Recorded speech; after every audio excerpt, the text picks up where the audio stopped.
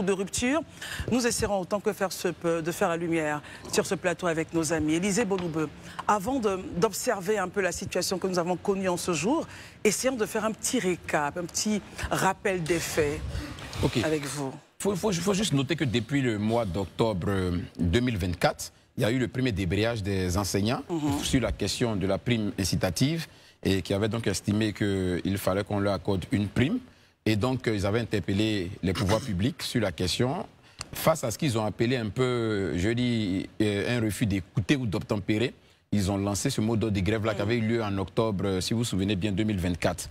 Après ça, la ministre avait appelé tout le monde autour de la table et s'était donc engagé à trouver des solutions, parmi lesquelles il avait été décidé de mettre en place un comité d'experts qui devait réfléchir sur, parce que la question de la prime en tant que, de façon globale, a engagé quand même quelques réformes. Donc ce comité d'experts avait la responsabilité de réfléchir sur la faisabilité et l'applicabilité de cette mesure-là. Et donc il était prévu que le 27 février, il se retrouve pour pouvoir faire le point. Il s'est avéré que malheureusement, ce 27 février, il n'y a pas eu cette rencontre en tant que telle, compte tenu de certaines contraintes que le ministère aussi a expliquées entre-temps. Eh bien, les enseignants aussi ont estimé que depuis cette rencontre qui avait eu lieu avec la ministre en 2024, il n'y a pas eu de suite, les choses ne se sont pas forcément améliorées. Donc, ils ont lancé un autre préavis qui a donc pris effet aujourd'hui avec le débrayage aujourd'hui le 6 et le 7, voilà, annoncé pour pouvoir encore revendiquer ces primes incitatives-là. C'est vrai que le samedi, on avait vu une note de Madame la ministre qui avait donc considéré que tous ceux qui ne seront pas là aujourd'hui seraient démissionnaires. Mais aujourd'hui, il faut noter aussi que lors de la cérémonie des saluts aux couleurs, Madame le ministre a tenu un discours beaucoup plus conciliant, vraiment plus apaisé, où elle a reconnu que la revendication des enseignants était vraiment légitime et que c'était quelque chose qu'on pouvait entendre. Cependant, elle estime que si c'est vrai que c'est un droit pour eux d'aller à la grève et de revendiquer des primes incitatives, c'est également aussi un droit pour les élèves de pouvoir bénéficier des cours. Donc les élèves ne peuvent pas être des victimes expiatoires d'un droit aux enseignants. Donc il faut que chacun quand même puisse respecter les droits des uns et des autres, mais reconnaît que c'est comment dirais-je, une revendication légitime.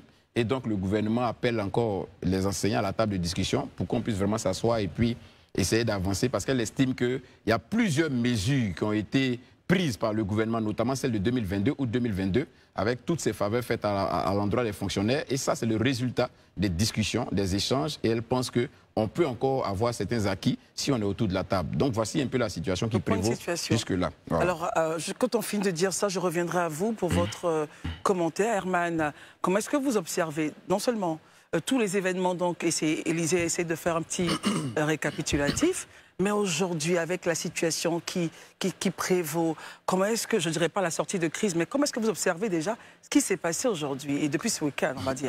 Moi, depuis le début, c'est la même chose, la même démarche.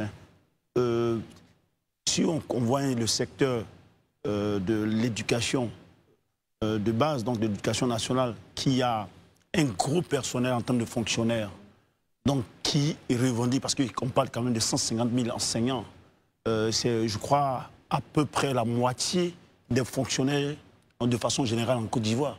Donc, on peut tout dire, c'est une grande force en termes d'expression si jamais ce secteur-là rentre en grève. Depuis le début, je dis simplement, il faut observer aujourd'hui l'intersyndicale MENA avec le ministère de l'enseignement, de la technique et de l'enseignement, formation professionnelle. Oui. Leur inquiétude, c'était qu'ils observaient que le gouvernement gagnait du temps pendant qu'ils avaient des urgences. Parce que mine de rien, Élisée vient de le rappeler, en octobre 2024, lorsqu'ils ont fait leur première grève, qui a eu un fort taux de couverture, on les a appelés. Il y a eu un conseil consultatif qui a été mis en place, le comité consultatif qui a été mis en place, que la ministre d'État, ministre de la fonction publique, et avec son collègue du ministère de l'économie et des finances, qui supervisait. Les gens ont annoncé un comité d'experts dont les travaux allaient permettre, à partir au 27 février, de donner des solutions.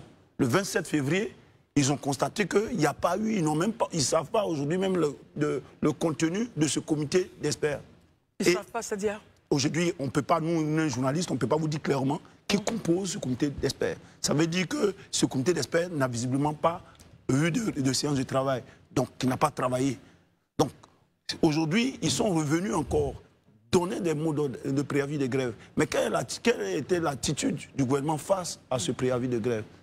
C'est que c'était des menaces de radiation pour le deuxième volet. D'abord, des ponctions et autres. Ça. Les ponctions, ils sont habitués à ça, ils ont déjà eu ça. Aujourd'hui, on constate qu'il y a même un de leurs collègues du Gari, assis, qui a été aujourd'hui inculpé, dont le procès va se tenir demain. Je ne vais même pas revenir sur les conditions dans lesquelles il a été arrêté chez lui à la maison devant sa famille. C'est pour dire que face aux préoccupations des enseignants qui étaient, comme aujourd'hui elle le dit, la ministre d'État, Anne Loto elle-même le dit, que c'était des préoccupations, des revendications qu'on peut entendre. Mais on aurait pu commencer par cela. Et c'est pourquoi eux, ils estiment qu'effectivement le gouvernement veut gagner du temps avec eux. Aujourd'hui, qu'est-ce qu'on constate? Les 3 et 4, jeudi et vendredi, ça a été largement suivi. Aujourd'hui, le 6, c'est encore, ils ont reconduit de façon continue. Est-ce qu'on a un point de situation justement pour savoir comment ça s'est passé sur le territoire? Le point de situation que vous allez savoir qu'il y a 2 sources. Le ministère de l'Éducation nationale, à travers ses réseaux sociaux, qui va vous dire que les cours ont été effectifs dans les établissements, et que les syndicalistes, eux aussi, sur leur page, vont vous dire que leur grève a été suivie largement. Mais tout dit, moi je suis parent d'élèves aujourd'hui, par exemple, j'ai vu sur la page Facebook du ministère de l'Éducation nationale, quand mamie fêtait au lycée, mamie fêtait où mes filles sont, les gens sont allés à l'école.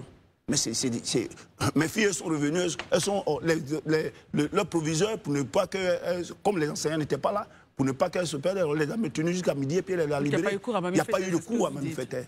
Et ça veut dire que ces gens d'information, pour montrer un peu que le mouvement n'est pas suivi des grèves, n'est pas suivi de ces enseignants-là, je ne sais pas à quel fait, on a ces informations-là sur le site, laissant croire à l'opinion que les cours se suivent. Aujourd'hui, il y a des questions, il y a des revendications. Déjà, il faut commencer déjà, faire en sorte, il y a le procès de Dugariassi, faire en sorte que ce dernier-là, qui a été inculpé pour des chefs d'accusation, qui sont, je peux revenir sur les 2 chefs d'accusation, coalition d'agents publics et entrave au fonctionnement des services publics de l'État.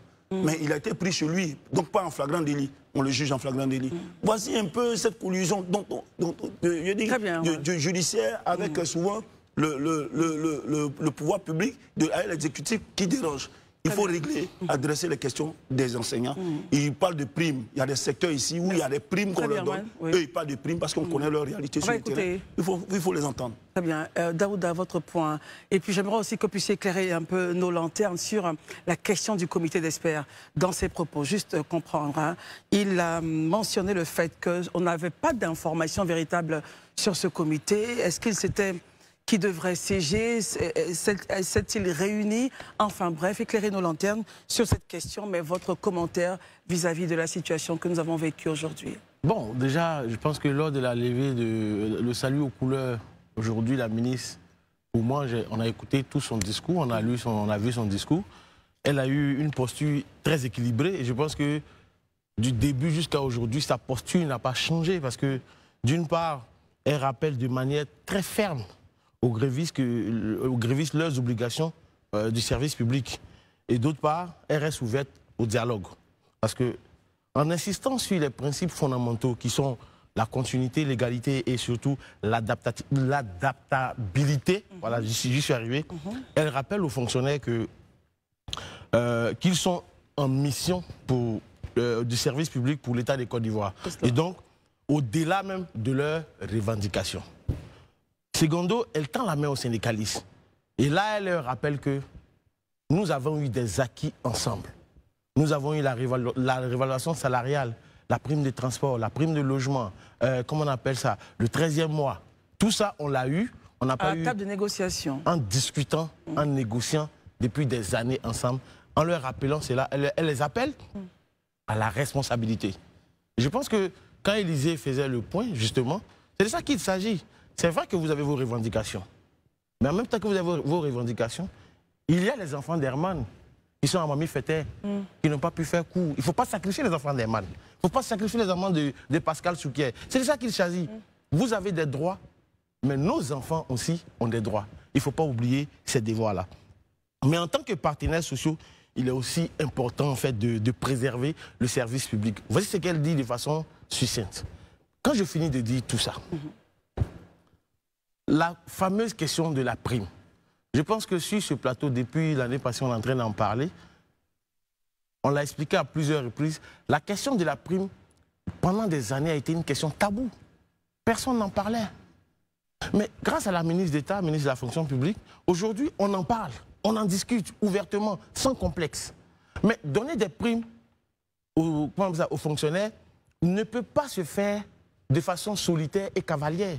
Parce que ça va mettre en jeu des questions financières, où il faut aller prendre de l'argent. Je pense que nous sommes tous chefs de famille. Alors, lorsque vous parlez, vous donnez des primes aux fonctionnaires, pas aux enseignants, donc à tout le monde. Parce qu'on est dans un combat où les enseignants disent donnez-nous des primes à nous, enseignants. Enseignants, oui. Mais le ministère de la fonction publique, pour ne pas dire le gouvernement, dit ok, il n'y a pas de problème, on peut en discuter, mais pour parler de la question de la prime, il faut le gérer de façon holistique. Pour que tout le monde. Parce qu'aujourd'hui, ce ne sont pas seulement que les enseignants qui ont besoin de primes. Allons-y plus loin. On nous parle généralement, oui, nos frères enseignants qui sont dans des zones très reculées, c'est vrai, ils vivent des difficultés. Mais dans chacun de ces départements-là, il y a une sous-préfecture. Il y a des agents de sous-préfecture qui sont au ministère de l'Intérieur qui n'ont pas de primes. Il y a des agents de santé qui sont dans ces mêmes régions qui n'ont pas de primes. Donc, comme on le dit très souvent, diriger, c'est prévoir. Mais donner des primes à des enseignants, à un seul secteur, mais c'est envoyer un message aux autres secteurs qui, eux aussi, vont créer l'effet boule de neige. Donc, l'État te dit, viens à la table de discussion pour qu'on puisse discuter ensemble. Puisque dans ce comité consultatif, il y a tous les syndicats qui y sont représentés. Avec le ministre du Budget, le ministre des Finances, le ministre de la Fonction publique, la primature et tout le Gotha de l'État. Donc, donner les primes aux fonctionnaires de Côte d'Ivoire, c'est cela le point. Donc, pour moi, je vais dire, sincèrement, comme elle le dit aujourd'hui dans ses propos, elle ne nie pas la légitimité de leurs revendications, mais elle leur rappelle que nous sommes des partenaires. D'autant plus que nous avons signé des trêves qui ont marché. Pourquoi ça ne marcherait pas la prochaine fois? Donnons le temps à la discussion. D'autant plus que, à quel moment les syndicats, nous autres qui avons fait le syndicalisme, on ne débraye que lorsqu'on n'a personne pour nous entendre. Mais pour une fois, on a quelqu'un qui est prêt à nous entendre, qui tend la main, qui nous dit « venez, venez ». Qu'est-ce qui a mis le feu aux poudres, justement? Franchement, Christelle, Est-ce que la table de négociation existe, Daouda? Je pense que c'est un rendez-vous manqué. Le rendez-vous est manqué, ok? Le rendez-vous du 27. Voilà, sûrement que pour moi, je vais dire que c'est le rendez-vous manqué du 27 qui a mis le feu aux poudres. Mais jusqu'à présent, la personne te dit « viens qu'on discute ». Donc je veux dire, il faut donner une chance à la discussion. Il faut épuiser toutes les voies du dialogue avant de dire non, on débraye, on met le feu aux poudres, on va appliquer la politique de la terre brûlée. Non, Très bien. Pensons à nos enfants. Très bien. Alors Pascal, votre avis justement, vous avez écouté Herman, Élisée dans son point de situation, Daouda également. Comment est-ce que vous appréciez tout ceci, Pascal? Écoutez, tristement, parce que la grève que sont en train de mener les enseignants en ce moment, ce qu'elle fait, c'est qu'elle crée des tensions, non seulement au niveau du corps enseignant, des familles, mais j'imagine aussi que le pouvoir craint que ces tensions-là ne s'étendent à tout le pays. Ce que je constate, c'est que... La grève, oui. Ce que je constate, c'est que vraiment, Daouda a parlé de rendez-vous manqué. Oui. C'est tellement simple de voir ça sous cet angle-là. Parce que quand on a une date et qu'on ne la respecte pas, voilà ce que ça donne. Et quelles que soient les raisons qui ont fait... Est-ce que des raisons n'avaient pas été évoquées justement sur ce rendez-vous-là? Quelles que soient les raisons qui ont fait que cette date n'est pas respectée, on a l'habitude de le dire tous ici, l'administration, c'est une continuité. Une fois que les gens ont le sentiment que vous les évitez, il y a un rendez-vous qui est pris et que le rendez-vous n'est pas tenu, ouais. Ils partent en paranoïa. C'est-à-dire qu'ils commencent à se monter des films. L'État veut nous doubler, ne veut plus nous écouter. On va remettre ça au calendrier grec et bientôt ça va être la fin des cours. Donc on n'aura pas d'interlocuteur. Parce qu'il faut le dire, je crois qu'en mai, les cours s'arrêtent. Donc c'est une course contre la montre aussi que sont en train de jouer les différents syndicats parce qu'ils ont pour horizon la fin de l'année scolaire. Donc leur horizon n'est peut-être pas le même que l'horizon du gouvernement. Chaque fois qu'il y a un rendez-vous qui est pris avec des instances syndicales, il faut respecter ce rendez-vous, quel que soit l'interlocuteur qu'ils auront en face d'eux. Je pense que parfois, on fait des analyses très ésotériques sur des situations qui sont très basiques. On a rendez-vous, on tient le rendez-vous. Vous voyez, la ministre n'est pas là, eh bien, elle délègue sa présence aux agents, elle a un cabinet qui peut venir expliquer même la raison de son absence. Est-ce que elle peut vouloir tenir la réunion, je vous en prie. Est-ce que justement, après le rendez-vous du 27 qui n'a pas pu se tenir, est-ce qu'on n'a pas eu une rencontre ou un échange justement? Après, il y a eu des échanges avec les syndicats. Il y a eu un deuxième rendez-vous. Il y a eu un autre rendez-vous. Où les autres syndicats étaient là. Est-ce qu'on va justement s'arc-bouter sur le 27 qui n'a pas pu se tenir, alors qu'il y a eu une autre rencontre? Alors si on ne s'arc-boute pas sur le 27, c'est que tous les acteurs concernés n'étaient pas présents au second rendez-vous. Et ça, on le saura, comme dans notre tradition ici à Live TV, on invite toujours les acteurs, les différents acteurs. On le saura quand ils viendront, alors les différents communiqués nous le situeront. Mais ce n'est pas qu'une question de rendez-vous manqué. Sur la question même de la prime, une prime c'est quoi? On l'a dit, l'État, 1200 milliards, 2700 milliards depuis l'arrivée au pouvoir du gouvernement. Le gouvernement est dans son droit quand il donne, il démontre comment il a sorti le secteur éducation-formation d'un certain marasme, il faut le reconnaître, jusqu'à aujourd'hui. Donc chacun est dans le droit d'avancer ses arguments. L'État dit, j'ai investi, j'ai donné des avancements, j'ai amélioré la situation, même si elle n'est pas celle à laquelle vous vous attendez. Et il sort des chiffres. Et d'ailleurs, ça nous emmène, parce que vous avez vu, il y a eu le scandale du professeur qui avait filmé les élèves assis par terre. Ça nous emmène aussi au contrôle de tous ces fonds qui sont sortis. Parce que quand un enseignant qui est dans une bourgade, qui n'a pas d'électricité, j'espère que non, ou bien qui est dans des conditions de vie pas précaires, mais qui laissent à désirer, qui sont à minima d'un petit village, on lui a donné un bâtiment Dieu parce que c'est l'enseignant, ou bien alors que l'État même en construisant les classes, ou les privés en construisant les classes ont prévu une place pour l'enseignant. Quand il entend 2700 milliards, quand il entend 1200 milliards, je peux vous dire, on est tous des êtres humains, on se dit, mais est-ce que la chaîne qui fait descendre ces milliards-là arrive à moi? Parce que finalement, c'est l'individu là qui compte. Celui qui se lève le matin. Je ne dis pas qu'il veut les 1200 milliards tout seul. Mais je dis qu'à un moment donné, il faut que ça frémisse à son niveau. Il faut que la salle de classe, les latrines, la craie, les cahiers, les instruments de l'apprentissage soient présents. Il faut que lui-même, il ait accès. On sait qu'il y a une politique qui est mise en œuvre pour que le centre de santé soit le moins loin. Vous savez, très bien. C'est tout un ensemble d'indicateurs de développement qui sont ici aujourd'hui mis en exergue. Mais la prime, il faut qu'on se le dise bien, elle n'est pas obligatoire, c'est une négociation. Donc quand l'État vous paye votre salaire et quand l'État respecte ses engagements au niveau légal et réglementaire, quand vous demandez une prime au regard aussi de vos conditions de vie et de ce que vous investissez en termes personnels, il y a une écoute aussi qui peut être attendue. Et donc, on en revient tous à la table de négociation. Très bien. Élysée, alors vous avez fait le point de situation, vous avez écouté vos amis. Alors, quelle est votre appréciation justement de toute cette situation? Et avec vous, on prendra en même temps les points de sortie de crise. Oui. D'accord. Moi déjà, je voudrais qu'on fasse un certain nombre de précisions qui, à mon sens, sont importantes. Allez-y. Parce que très souvent, quand on regarde ces situations-là, on les traite souvent dans l'émotion. On ne prend pas de recul pour vraiment les regarder à froid et puis les analyser. Je pense que ce n'est pas de gaieté du cœur que les enseignants décident de débrayer. Ça, c'est une réalité. Parce que dans ces élèves-là, ils ont leurs enfants. Ça, c'est sûr. Ils ont forcément leurs enfants dedans. Ils ont forcément leurs frères. Ils ont forcément... Voilà, ils sont forcément parents. Donc, ce n'est pas de gaieté du cœur qu'ils débrayent. Ça, c'est une réalité. Aussi, je pense qu'en Côte d'Ivoire, ici, il n'y a pas une famille où au moins il n'y a pas un enseignant. Parce que, comme Herman l'indiquait, aujourd'hui, les enseignants, sur près de 300 000 fonctionnaires. Non, sur près de 300 000 fonctionnaires, ils sont pratiquement autour, un peu plus de 150 000 même d'ailleurs. Donc, c'est pratiquement un peu plus de la moitié. Donc, ça veut dire, si on veut bien regarder, quand on sait généralement qu'en Côte d'Ivoire, autour d'un fonctionnaire gravite au minimum une dizaine de personnes, forcément, dans les familles, on a tous des enseignants. Donc, c'est quelque chose qui impacte tout le monde. Donc, on ne peut pas rester indifférent devant une telle situation. Ça, déjà, je pense que c'est les prévisions qu'il faut faire. Maintenant, là, en termes de moi, la situation avec la revendication des enseignants, pour moi, je vois une opportunité qui est offerte au pouvoir public de parvenir à une justice sociale. Comment justement, Élisée? Justement.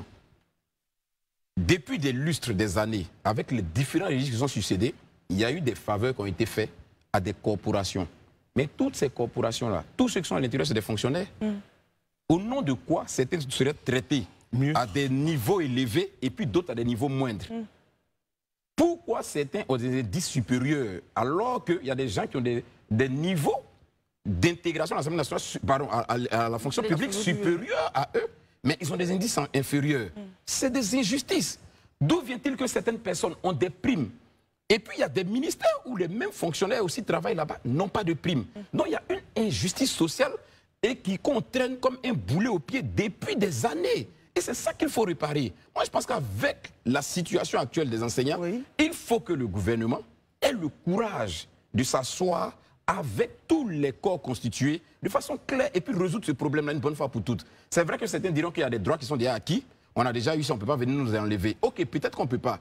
Vous les enlevez maintenant. Mais en même temps aussi, il faut que vous compreniez que vous n'êtes pas plus fonctionnaire que d'autres. Donc, si vous avez droit à quelque chose, la logique voudrait que ceux aussi qui sont fonctionnaires, qui contribuent aussi à l'avancée de l'État, bénéficient aussi de la même chose. Donc ça, vraiment, il me dit que le pouvoir public aujourd'hui est mis devant ses responsabilités. C'est à lui de regarder et de voir comment il repart ce que moi je considère comme une injustice sociale qui date depuis des années pour que définitivement on sache ce qu'il en est. Sur la question des solutions, quand je finis de dire ça, je vais aller sur la question des solutions. Tout en indiquant que... Faut-il renforcer donc ce comité justement de concertation? Parce que c'est là justement... C'est là que je vais arriver. Les solutions. L'une des résolutions qui sont sorties de la trêve sociale, c'est que dans chaque ministère, il y a un comité sectoriel pour discuter avec les syndicats. Le constat qui est fait, c'est qu'il y a certains ministères qui ne mettent pas cela en application, qui fait qu'aujourd'hui, il n'y a pas cette concertation-là pour parvenir à des solutions. Explication, c'est-à-dire? La trêve sociale, quand ils sont parvenus à la trêve sociale, l'une des résolutions, c'est que dans les ministères, les syndicats aient des rencontres avec les ministères, qu'il y ait un comité sectoriel d'échange sur les préoccupations inhérentes aux syndiqués, de sorte que ces préoccupations-là soient traitées d'abord dans le ministère. Si ça dépasse les compétences du ministère, on les fait monter maintenant au comité consultatif qui va en discuter. Mais la réalité des faits, c'est qu'il y a certains ministères où ce n'est pas fait, où c'est carrément abandonné. Et ça, c'est ce qui a créé tout ce souci-là. Et finalement, ça retombe malheureusement sur la ministre d'État, ministre de la fonction publique, qui devient l'autorité finale de cette situation. Et c'est là que je dis qu'il faut que les responsabilités aussi soient partagées et que les uns et les autres assument leurs responsabilités. Ça, c'est déjà un, moi, pour une sortie de crise. La deuxième, il faut que le gouvernement, une bonne fois pour toutes, soit ferme sur cette question. Ça, je le dis honnêtement. On ne peut pas dire qu'on veut passer un concours pour rentrer dans l'enseignement, et puis quand on a le concours, là, quand on a fini d'être formé, on s'en va dans notre ministère. Ça répond à quelle logique? Je vais devenir instituteur, je vais passer le concours du CAFOP, je finis d'être formé au CAFOP, et puis je m'en vais au ministère du Budget. Aujourd'hui, je vous dis que dans l'administration, on a 15 000 enseignants qui ne sont pas dans le secteur à cause des primes, en réalité. Mais bien sûr. Très bien. Il y a 15 000 enseignants qui ne sont pas... Je dis 15 000, hein, ce que j'ai entendu dire, c'est bien documenté. 15 000 enseignants qui ne sont pas dans le système éducatif, qui sont dans d'autres ministères. Mais pourquoi?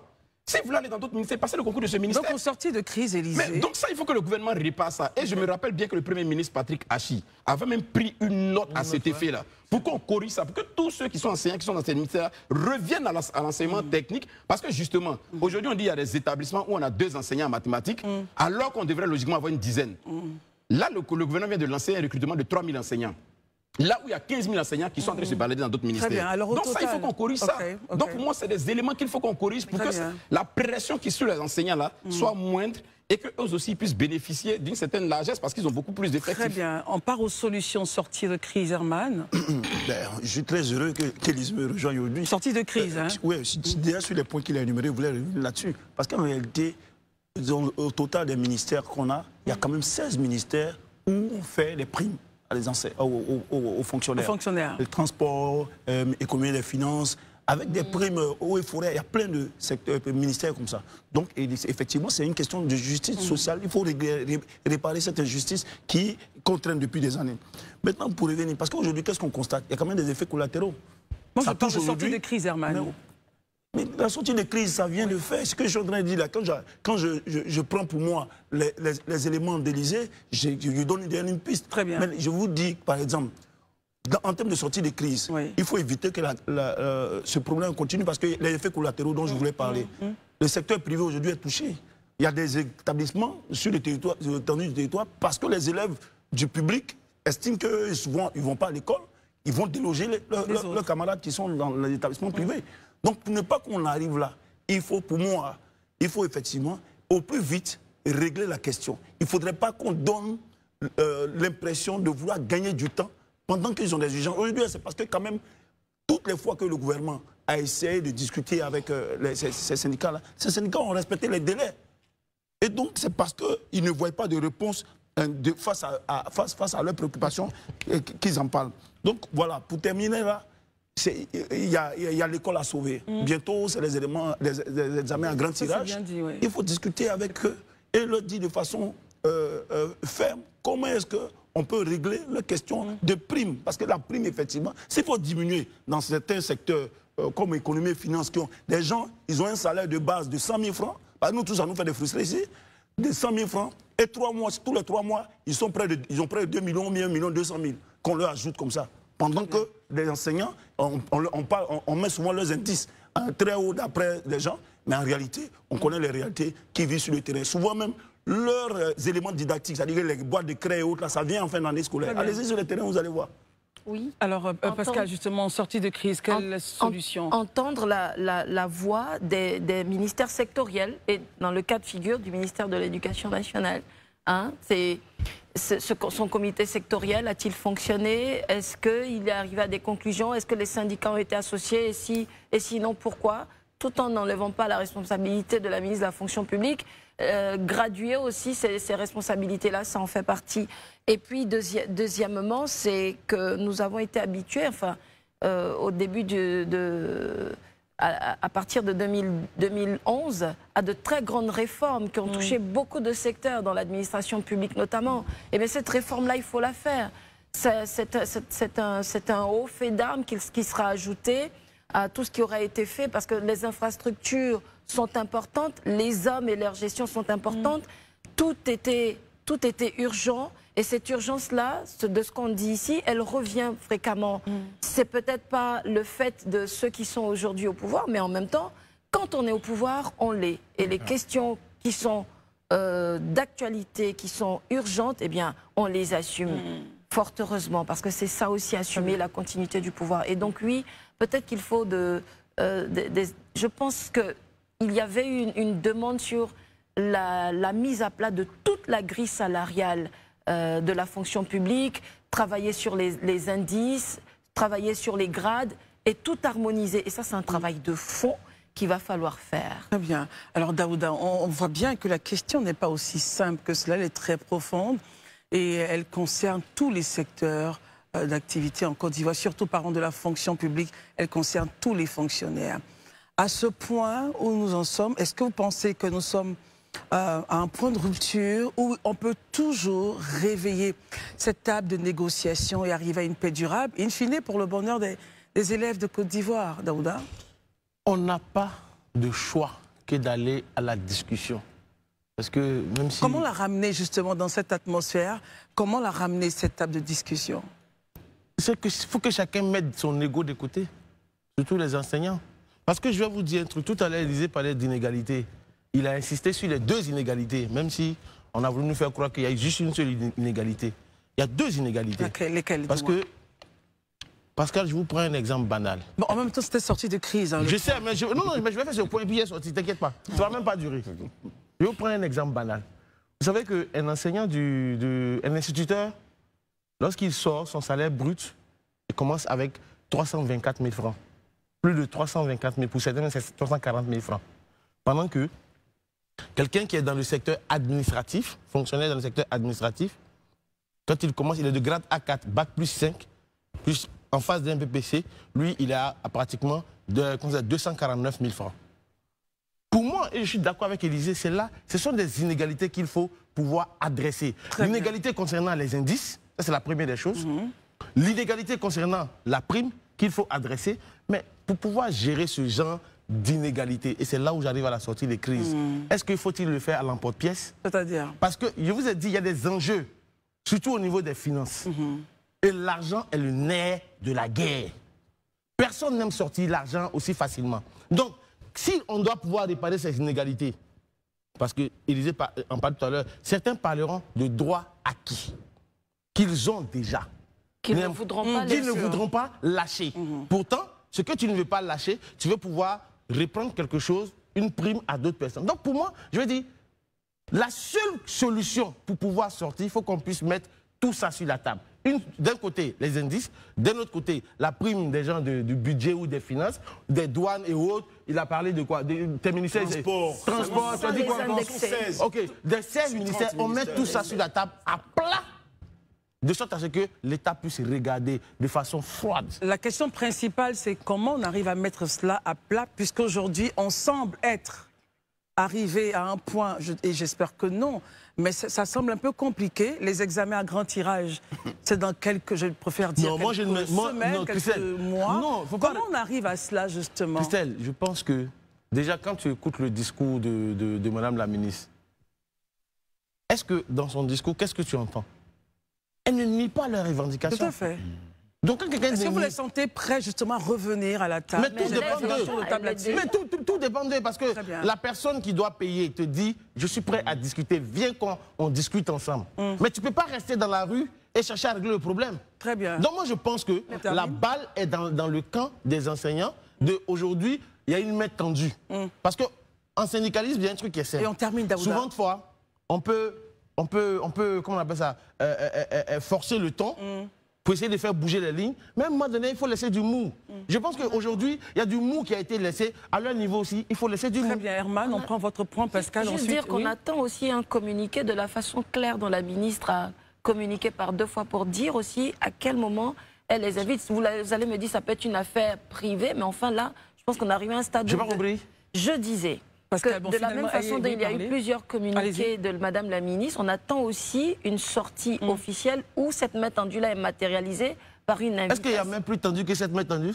Par une invitation claire. Selon vous, il faut une invitation claire. Dire qu'ils sont venus ou pas, parce que les phrases généralistes aussi dans ce cas de figure. Pascal, je reste avec vous. Vous pensez peut-être à un communiqué où elle les appellerait à la table de discussion? Madame la ministre Ouloto, elle a chaque fois. Elle a fait un communiqué, un premier, le 5 avril, où le ton était plus ferme. Ensuite, elle a fait une sortie où elle dit, comme vous le disiez, qu'elle tend la main et qu'il faut, même si c'est légitime, revenir à la table des négociations. Comment, pourquoi, quand? C'est tout ce qu'on demande. Très bien. Herman, on termine avec Élysée. On est tous dans les sorties de crise. Ce que Pascal dit, c'est tellement juste.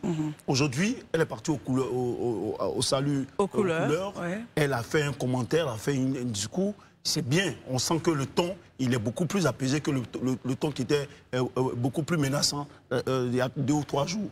Tout ce qu'on demande, c'est qu'il faudrait que les enseignants qui sont en grève actuellement, puisque demain, c'est leur 2e journée après la 2e reconduction, qu'on les invite pour leur dire clairement comment ça va se passer. Parce qu'aujourd'hui, ce n'est pas eux qui vont aller se lever pour aller taper à la porte de Madame le ministre pour dire ils ont suivi tous ces recours-là. C'est eux qui doivent les inviter pour échanger au fin de trouver une solution. Si cela est fait, viendront-ils selon vous à ce niveau. Herman, si cela est fait, viendront-ils selon vous? Mais je pense qu'ils ont, à la première invitation, ils sont partis, c'est parce qu'ils ne se sont pas entendus après avoir échangé à leur base qu'ils ont lancé la grève. Maintenant, les montants, on n'a qu'à arrêter. Chacun ici connaît plus ou moins ce qu'ils gagnent.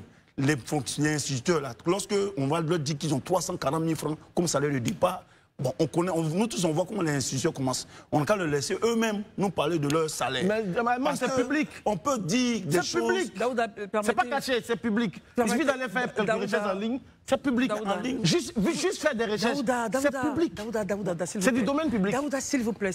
Herman, on termine. Pour terminer rapidement, comme c'est public, effectivement, vous savez bien qu'il y a des élèves, aujourd'hui, leurs 36 000 francs de bourse, 6e, 5e du gars, ils attendent souvent 3 ans ou 4 ans avant de le toucher. Vraiment que ça aille dans la loi de finances. Non, c'est pour lui dire que ce qui est dit, après, quand on va regarder de très loin, c'est pas ce qui est fait. Je vous ai parlé tout à l'heure du matériel didactique. Ils touchent les pas boîtes le de salaire. craie, les chiffons, souvent des cahiers et autres là qu'il faut utiliser, c'est en fin d'année scolaire. Les directeurs souvent se battent sur le terrain eux-mêmes pour trouver ces choses-là sans budget avant que le budget n'arrive. Très bien, souvent en fin d'année scolaire. Non, mais il était important, il faut qu'il sache pour tout le monde. Le point, c'est que c'est à communiquer. Voilà, ce sont des chiffres qui sont publics. Il ne faut pas faire croire sur le plateau que c'est des chiffres qui sont cachés. Tout le monde le connaît. C'est de l'autorité publique. Une chose est sûre, moi j'en appelle à baisser les égos de tout le monde pour qu'on puisse aller à la table de discussion. On termine avec vous, Élisée. Ok, merci beaucoup. Christelle, je pense, moi je salue vraiment, je dis, l'état d'esprit des Ivoiriens. C'est vrai que certains pensent que nous sommes belligérants jusqu'au bout, mais je pense que les Ivoiriens ont suffisamment d'intelligence pour savoir à un certain moment où est leur intérêt. Nous, c'est qui? Quoi ça? Certains pensent que nous sommes, nous Ivoiriens. Voilà, le peuple ivoirien. Voilà que nous, on est belligérants jusqu'au bout, mais moi, avec beaucoup d'expérience, je sais que les Ivoiriens savent tous se retrouver. La ministre et les syndicats ont leurs canaux de communication, hein, parce qu'ils ont, c'est pas la première fois qu'ils se retrouvent.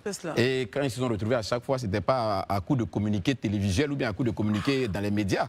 Donc ils savent où ils se parlent, ils savent quels sont leurs canaux d'échange et comment ils se retrouvent. Et certainement qu'ils vont utiliser ces canaux-là pour se retrouver. Je crois que c'est déjà un appel qu'elle fait à travers déjà ce communiqué populaire. Elle tient ce discours, pourquoi? Parce qu'elle est en public et parce que tout le monde est là. Elle prend un peu, je dis l'opinion nationale à témoin de la volonté du gouvernement de ne pas rompre le dialogue, mais de maintenir le dialogue. Maintenant, comment les syndicats vont arriver à leur niveau pour discuter? Je pense qu'ils ont leur canal habituel, ils vont l'utiliser. Mais moi, je vais terminer en proposant ceci, que je pense vraiment est normal, à mon avis.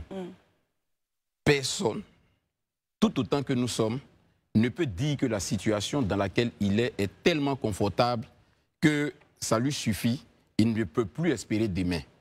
Moi, je pense que tout le monde aspire à un mieux-être. Mais une chose que les Ivoiriens ne doivent pas perdre de vue, le mieux-être là, il s'acquiert.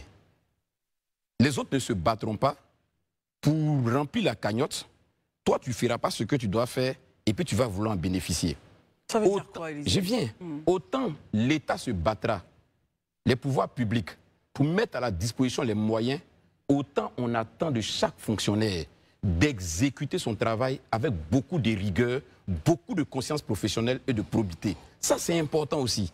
Ça, je le dis honnêtement, parce que nous tous, on va les encourager à être dans de meilleures conditions de travail, les fonctionnaires. Que l'État crée les conditions, que l'État les mette vraiment dans les conditions idoines de pouvoir exécuter leur travail. Mais derrière nous aussi, on les regarde. Il faut qu'ils fassent le travail pour lequel ils sont payés avec beaucoup de conscience, beaucoup de munitions. Je le dis, je n'indexe personne, mais je le dis, je parle de façon générale à nous tous Ivoiriens et particulièrement aux fonctionnaires. Parce que notre administration publique a tellement de défis et de challenges que très souvent c'est facile de se croiser les bras et dire c'est parce que je ne suis pas dans les meilleures conditions que je ne fais pas. Il faut que tout le monde prenne conscience pour savoir que c'est à force d'efforts et la responsabilité de chacun dans son secteur d'activité qu'on pourra renflouer la caisse et que chacun pourra être à l'aise comme il le souhaite. C'est sur ça que je voulais terminer. Merci beaucoup, messieurs, dames. En tout cas, nous croyons à la capacité de notre pays, gouvernement comme syndicat, de pouvoir se retrouver pour le mieux-être des enfants de Côte d'Ivoire, des élèves de Côte d'Ivoire. On se retrouve donc tout à l'heure. On essaiera autant que faire se peut d'aborder le sujet PDC ici possible. Et nous allons donc recevoir enfin le monsieur Stanislas Zézé, PDG de Bloomfield Investment Corporation. Il parlera de la 9e édition de la conférence Risque Pays. C'est Karel Dablé qui se fait prête pour le journal. À tout de suite. Les problèmes des enseignants. Et là, on a écouté ici cette vidéo de Live TV. Nous avons écouté les interventions de tout le monde. Et nous avons écouté des sommets. Daouda qui nous dit qu'il y a de nouveaux instituteurs qui touchent directement 440 000. Vraiment des mensonges et du bafoutage. Écoutez, vous avez le droit, n'est-ce pas, de soutenir le parti au pouvoir. Vous avez le droit de faire tout ce que vous voulez. Aujourd'hui, vous gagnez peut-être bien votre vie. Vous avez une petite activité à côté, les soirs venez à la télévision parler, vous êtes payé très cher, vous insultez les opposants, apportez votre soutien, même les partis politiques vous appellent, d'autres vous disent, si tu parles bien pour moi, tu auras 1 million, 2 millions, alors quand tu viens sur le plateau, tu tiens un. Et là c'est bon. Mais s'il vous plaît, il y a certains combats dont vous devez prendre à bras le corps. Vous devez prendre ce genre de combat de manière positive. La team, les enseignants sont dans une bataille. Et cette bataille, c'est une bataille de droit. Écoutez, moi je n'ai jamais compris ceux qui veulent invectiver des personnes qui manifestent leur mécontentement parce qu'ils ont faim. quand quelqu'un vous demande la prime, n'est-ce pas là même une déclaration de « je travaille, mais je n'arrive pas à bien manger à ma faim ». Comment vous voulez avoir ce genre d'employé et vous préférez plutôt menacer celui-ci au lieu de discuter avec lui pour trouver des solutions?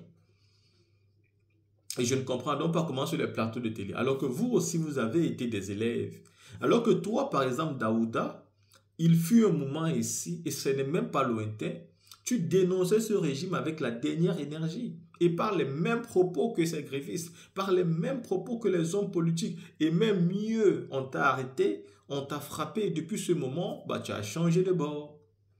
Tu es devenu maintenant pro-parti au pouvoir, au point même de dire à la jeunesse, ne sortez pas manifester pour les politiciens. Bon, toi, Daouda, quand tu sortais pour parler, tu sortais pour qui? Tu faisais ça pourquoi? Qui t'avait envoyé? Est-ce que ce n'était pas ta propre initiative? Voici donc ces personnes qui ne veulent pas qu'un pays évolue. Voyez-vous, dans les pays développés, les manifestations arrivent souvent très rapidement et pour si peu. Pourquoi? Parce que quand certains droits ne sont plus respectés, les Occidentaux estiment qu'il est temps de manifester, même si c'est aussi petit que ça. Parce que dès que tu laisses ça passer, bah, ça va devenir plus grand et il y aura du laisser-aller. Voilà pourquoi, par exemple, en Occident, il y a toujours un peu plus qui est fait. Le développement va toujours un peu plus vite parce qu'à la moindre petite occasion, eux, ils vont manifester. Parce que c'est le droit légitime d'un peuple de sortir et de dire on n'est pas d'accord. Et si les grévistes enseignants ont une seule manière de s'expliquer, bah pourquoi vous ne voulez pas qu'ils s'expliquent comme ça? Ils disent que leur seule manière, c'est de gréver. C'est comme ça qu'ils vont se faire entendre.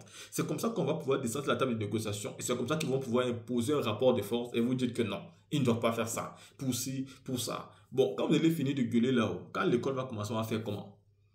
Donc, sachez-le donc très bien aujourd'hui. Ces enseignants qui sont en train de manifester, si les solutions ne sont pas trouvées pour eux et qui sont véritablement radiés, les conséquences n'allaient pas les supporter.